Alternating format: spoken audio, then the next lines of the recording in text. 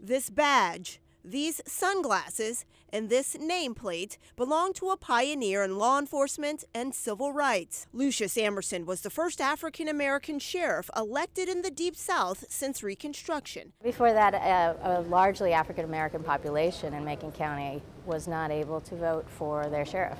Rebecca Looney is director of exhibits and programs at the National Law Enforcement Museum. She says Amerson was an Army veteran who became sheriff of Macon County, Alabama in the late 1960s following the passage of the Voting Rights Act. She says many saw his election as a sign of progress for Black Americans fighting for equality and against police brutality. It's a big step forward. I mean, we say that law enforcement needs to reflect our communities. Lucius Amerson's story represents a defining moment in law enforcement history.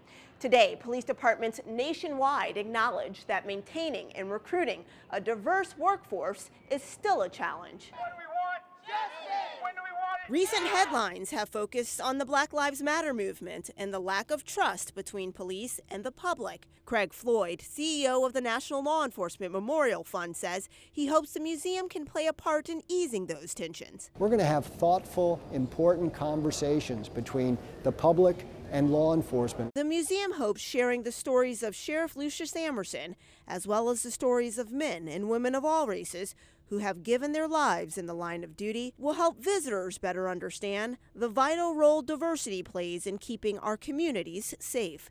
In Washington, Bree Jackson.